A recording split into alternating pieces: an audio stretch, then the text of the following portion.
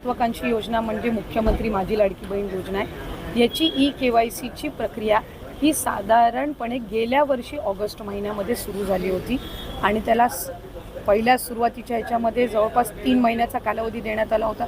मग वाढवून आणखीन 2 महिने दिला, आणखीन 2 महिने त्याच्यामध्ये वाढ झाली आणि असा 8-10 महिन्यांचा कालावधी हा KYCसाठी दिला होता। आणि ही KYC प्रक्रिया ही फक्त ह्या लाडकी बहीण योजनेमध्ये नाही आहे, तर ज्या ज्या राज्याच्या डायरेक्ट बँक ट्रान्सफरच्या योजना आहेत म्हणजे DBTच्या योजना आहेत ह्या सगळ्यांमध्ये KYC प्रक्रिया केली जात असते।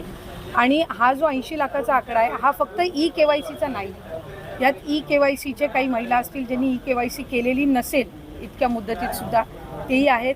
काही आम्हाला गेल्या 10-10.5 महिन्यापासून आम्ही एक IT विभागाचं म्हणजे इन्कम टॅक्सचा आम्ही जो आकडा ज्यांचं उत्पन्न 2.5 लाखापेक्षा जास्ती आहे हा डेटा जो आहे हा आम्ही त्या ठिकाणी मागवलेला होता।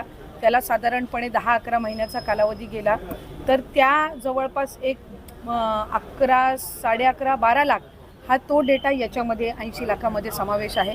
याच्यात 4.5 पावणे 5 लाख अशा महिला आहेत ज्या 65 वयोगटाच्या पुढे गेलेल्या आहेत, जे वयाचं निकष आहे तर त्यामध्ये असतील। त्याच्यानंतर याच्यात सरकारी कर्मचारी ज्यांनी लाभ घेतला होता ते काही हजारांमध्ये होते, 14-14.5 हजार असतील। त्यांच्याकडून वसुली जी आहे ही गेल्या 8 महिन्यापासूनच सुरू आहे। आजच्या बैठकीत छाननीत वगळलेल्या लाडक्या बहिणींबाबत चर्चा होणार आहे। सूत्रांनी ही माहिती दिली आहे। राज्यात 80 लाख लाडक्या बहिणींची नावं वगळल्यानं खळबळ उडाली होती। KYC मध्ये चुकीच्या पद्धतीने वगळलेल्या लाडकेंना आता पुन्हा लाभ देण्याबाबत ही चर्चा होण्याची शक्यता आहे। दरम्यान या संदर्भात अधिक माहिती देण्यासाठी आपल्या सोबत आहेत आपले प्रतिनिधी भरत मोहोळकर। भरत, आपण बघतोय की 80 लाख महिलांना पुन्हा लाभ मिळण्यासंदर्भात ही चर्चा होण्याची शक्यता आहे, काय अधिकची माहिती आहे? नक्कीच सुमित, आपण जर पाहिलं तर ज्या पद्धतीने लाडकी बहीण योजना सुरू झाली होती त्यावेळेस लाडक्या बहीण योजनेचे 2,61,00,000 इतके लाभार्थी होते। त्यानंतर नमो शेतकरी योजना असेल, त्यानंतर इतर काही योजना, सरकारी योजना, अशा 2 योजनांचा लाभ घेणाऱ्या लाडक्या बहिणींची नावं छाननीमध्ये वगळण्यात आली। त्याबरोबरच अनेक वेगवेगळ्या योजनांच्या माध्यमातून ही नाव वगळण्यात आली। KYC साठी 31 डिसेंबरची मुदत देण्यात आली होती, त्यानंतर 30 एप्रिलची मुदत देण्यात आली होती। त्यानंतर ही छाननी KYC मध्ये वगळलेली जी नावं आहेत त्या नावांसंदर्भात ही चर्चा होणार आहे। मात्र त्यात एक महत्त्वाची गोष्ट आहे की अनेक लाडक्या बहिणींची नावं चुकीच्या पद्धतीने वगळल्याचं सुद्धा समोर आलंय। त्यामुळे आता यावरच आज मंत्रिमंडळ बैठकीत चर्चा होणार असल्याची माहिती सूत्रांनी दिली आणि ज्यांची नावं वगळलेली आहेत त्या लाडक्या बहिणींना पुन्हा लाभ मिळण्याची सुद्धा शक्यता सूत्रांनी वर्तवली आहे। धन्यवाद भरत दिलेल्या माहितीसाठी।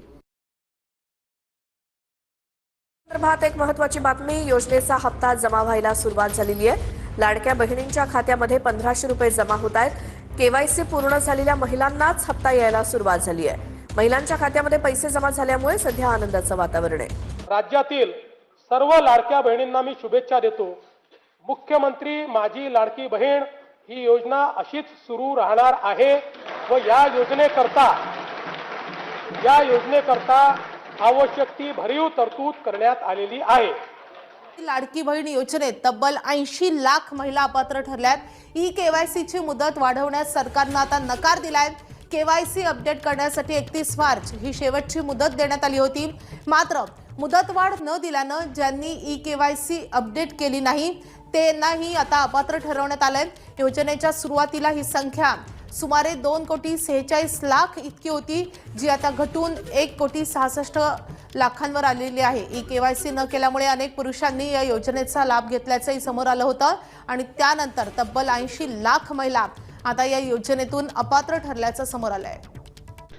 नमस्कार लाडक्या बहिणींनो, सर्वांचे स्वागत आहे आपल्या यूट्यूब चॅनलवर। जून महिना आता लागलेला आहे आणि जो मे महिना होता 23व्या हप्त्याचा तो संपलेला आहे। आता सर्वांना मे महिन्याचे 1500 रुपये त्यांच्या खात्यात लवकरच भेटणार आहे। या 10 तारखेपर्यंत सर्वांना पैसे त्यांच्या खात्यात मिळणार असल्याची माहिती जी आहे ती मिळालेली आहे। तर याआधी 3000 रुपये सर्वांना त्यांच्या खात्यात भेटलेले आहेत। राहिलेल्या बहिणींनासुद्धा पैसे मिळणार का हा देखील एक प्रश्न आहे। तर ज्यांना अजूनपर्यंत मार्च एप्रिलचा महिना मिळालेला नाही आहे किंवा नोव्हेंबरपासून ज्यांना हप्ता मिळालेला नाही आहे त्यांना देखील लवकरच सरकार पुन्हा KYCचं ऑप्शन सुरू करून देणार आहे आणि परत एकदा KYC केल्यानंतर ज्या काही राहिलेल्या बहिणी होत्या त्यांनासुद्धा हप्ता त्यांच्या खात्यात भेटणार आहे. तर आता 10 तारखेपर्यंत सर्वांना बघा 1500 रुपये यायला सुरुवात होणार आहे. ज्यांना मार्च आणि एप्रिलचा हप्ता आलेला आहे त्या सर्व लाडक्या बहिणींना मे महिन्याचे 1500 रुपये लवकर त्यांच्या खात्यात मिळणार आहे. त्यांना कोणतीही दुसरी प्रोसेस करायची गरज नाही आहे. लवकरच त्यांच्या खात्यात पैसे यायला सुरुवात होणार आहे.